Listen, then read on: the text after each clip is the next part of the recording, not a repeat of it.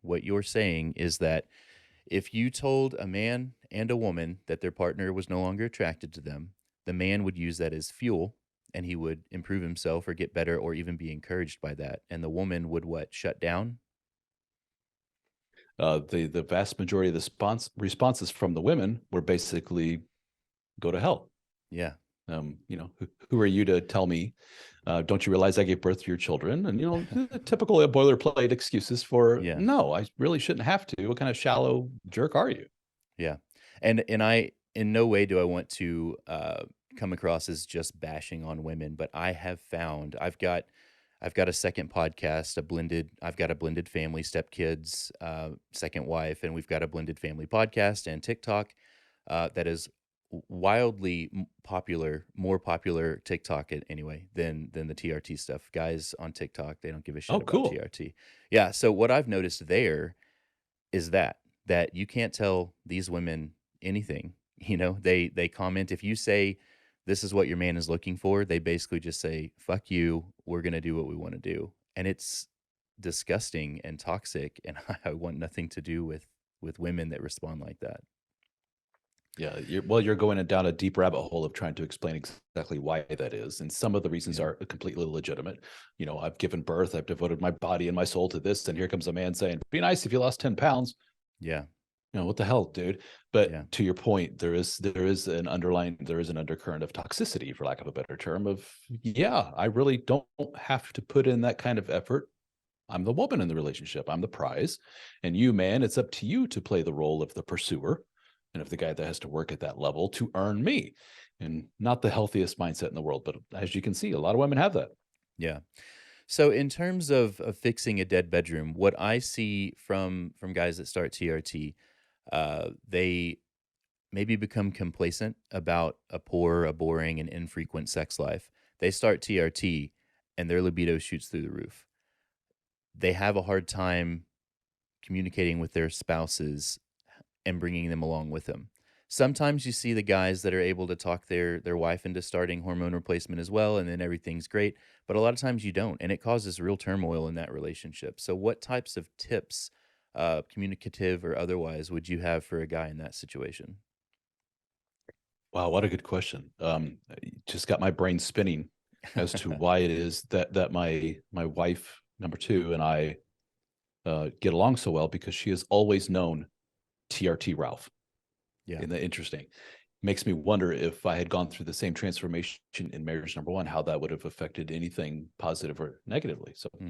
kind of interesting food for thought. But so yeah, you're getting into another deep rabbit hole here of hormones, as you probably know better than anyone. Oh boy, they're not everything, but they're damn near close to it. And I did a little video where I said we both, men and women, need to be more empathetic to each other's plights as far as the hormonal makeup is concerned. If I were to sit a man down and give him a steady regimen of high dose estrogen, he will notice physical and emotional changes that are relatively severe. Yeah. Skin will be different, emotionality will be different, anxiety will go through the roof, weight gain in the form of edema and possible fat gain and all kinds of interesting stuff. And we probably won't feel like having sex all that much, especially compared to the normal even keel, what we're supposed to be healthy levels of hormone combinations. And then on the other flip side, I say, in women, if I sat you down and gave you some testosterone, you're suddenly going to have an epiphany of, oh, I get it now. Yeah. I see why I catch my man, checking out that young thing at the mall when she walks by. Now I don't feel like I need to shame him so much. I get it. And we have seen, in fact, some women going through these epiphanies, especially women that are involved in like the competitive fitness world and so forth, which is, if you may not know, is completely filled with all kinds of anabolics and illegal testosterone based, Yeah. medications, if you will, that these women take to gain muscle and lose body fat. And a lot of them will report, oh, wow, I get it now. My libido has gone through the roof. So here's this man in your scenario. Um, Now my testosterone is, 800 plus, and it used to be 150. I'm a completely different human being. So I guess it begs the question, did wife ever know Mr. High Testosterone man, young man?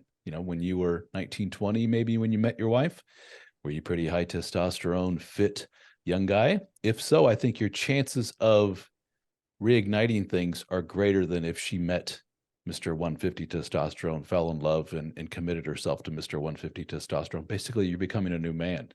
Yeah. And is she going to like this new man? Some women are very taken aback by the aggressiveness, the hypersexuality, if you will. And this isn't my man. This isn't who I fell in love with. And the man's just basically like, don't care, jump on board or not. Let's go. Let's do this. And I don't think that's necessarily fair. Yeah. Understandable, from a guy who's reinvigorated and has a new energy for life. But, so kind of interesting, Yeah, I interesting think scenario there. that's the situation I found myself in with my first marriage. She did not know pre-testosterone, or she did know pre-testosterone Brandon. So whenever Brandon started testosterone 8 or so years into the marriage, it was different. I wasn't anxious anymore. I was assertive. I was more masculine. I was the leader now. And you can't just take a role like that. For me, I would inject, and it's like, okay, give me my leader card. I'm ready.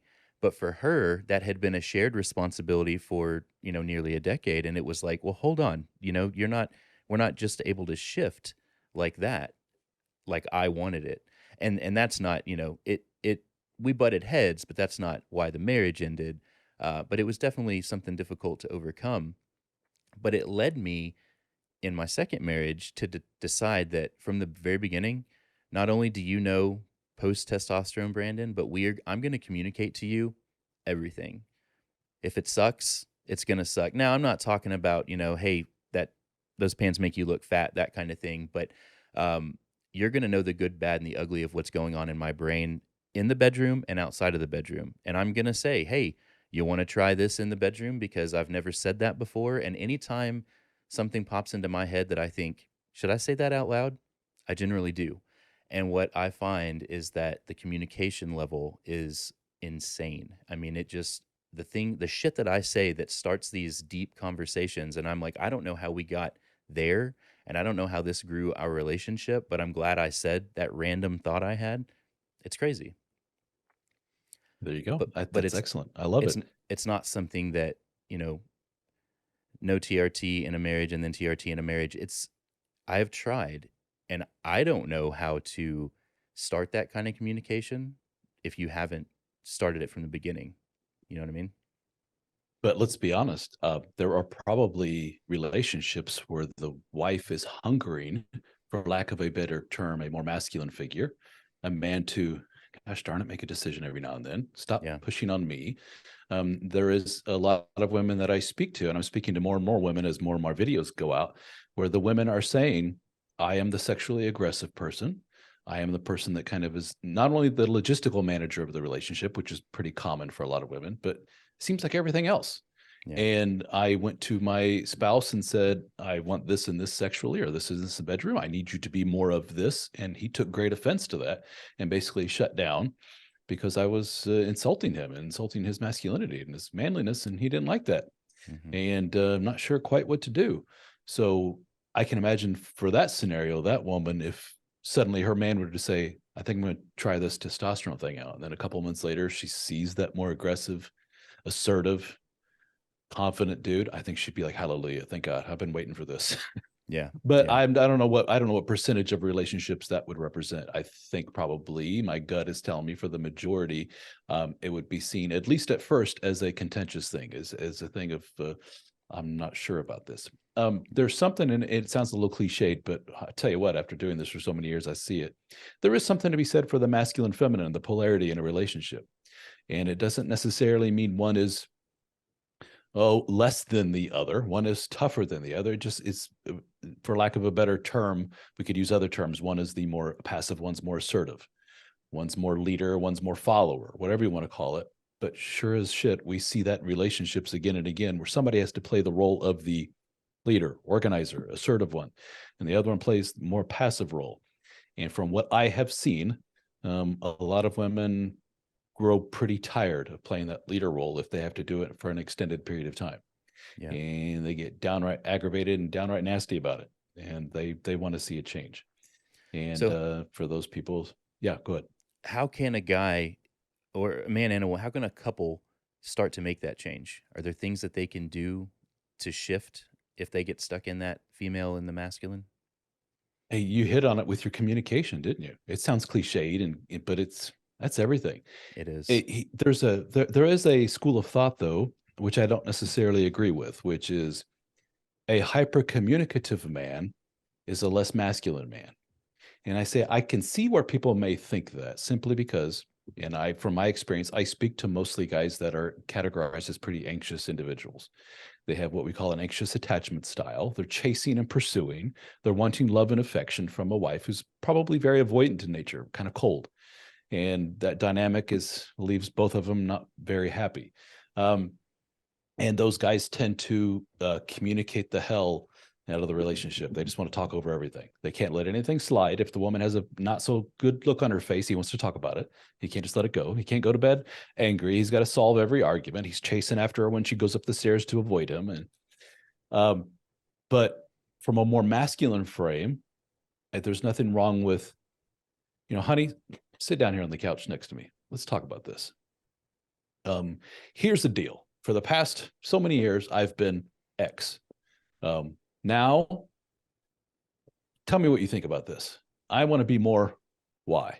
I recognize I've effed up over the years, and I've let you take the reins for a lot of this stuff. And probably a lot of it you like to take the reins of. It makes you feel in control and it helps ease your anxiety, but it's not really fair to you. I've not really been doing my part.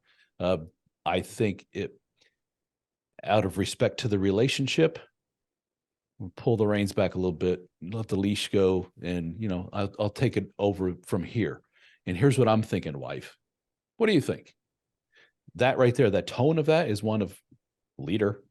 It's one of, and it's healthy. It's not abusive. It's not toxic, and it's certainly not, a wussy thing to say or a or a submissive thing to say. I don't see anything wrong with it. It all boils down to the old communication. Worst case scenario, the wife says, no, I'm not giving up control over this and this. I don't feel comfortable with that. That's where it gets a little hairy. So what do you do from there? That's the question. And a lot of people are saying, a lot of men that I speak to say, that's exactly why I don't have that conversation. I don't have the answer for that. I'm not ready to say, well, then goodbye. That's a major step. And I got kids and I got the money and I got everything else. I can't just walk away from this. Yeah. But invariably, even after so many, maybe the men want to work on themselves. I hear that a lot. I need to work on myself for another 6 months or so before I have such a sit down conversation with the wife. I need to present myself and prove myself in action and so forth that this new me is going to stick. This isn't, just some flash in the pan thing that by this time next week, I'm going to be different. I need to prove to her, and I get it. And there's some validity to that. But in the end, still got to have that conversation, and you still got to be able to draw the line in the sand to say, this is no bueno. If we don't fix this, then fill in the blank. Yeah. What I'm saying is that I have done both the more feminine and the more masculine in two separate marriages. And I have found that being in this marriage and taking on all of those masculine leadership responsibilities, it is more work. But probably since it's the work that I was designed to do, it is far less stress. Is that something that you see with your guys that is pretty common? Yes, I would agree 1,000%. And but you're touching on something that is somewhat a touchy subject. You're more traditional conservative types. Basically, the summary of their ethos, if you will, is basically there's a system in place. We've had this shit figured out for thousands of years. Don't go messing with it. And one of The those systems is patriarchy, right? man has role, woman has role. Let's not mess with this thing. It works well. And I consider myself a pretty centrist kind of dude. I can see both positives and negatives on both sides. I think they're both equally crazy, but I can tell you, yeah, there is something to that. There is something to the concept of man taking a certain role, and things seem to go a lot smoother if man is wired to take on this role, has a certain low level of anxiety. I think that's very important. Confidence and so forth, pardon me, which could probably be improved a great deal by something like testosterone therapy. Getting back to that, how interesting. But yeah, as much as you, as much as we want to be as egalitarian and as progressive as possible in a lot of this thinking, but it really, we just keep going in circles and keep coming back to the man has a certain role. And a lot of men, especially modern day men, take great offense to that, not because they think that's a Neanderthalic way of thinking. That may be one take on it, but they also see it as an unfair amount of responsibility placed on their shoulders. Yeah. Why should I be the one? I'll hear often from men. Why should I be the one to always initiate sexually? Why should I be the one to make the decisions when it comes to fill in the blank? Why can't she take the reins every now and then? Damn it. It's just not fair. And my Yep. standard line to a lot of men is there's a lot in life that's not fair. Such as life. C'est la vie. I don't know what to tell you.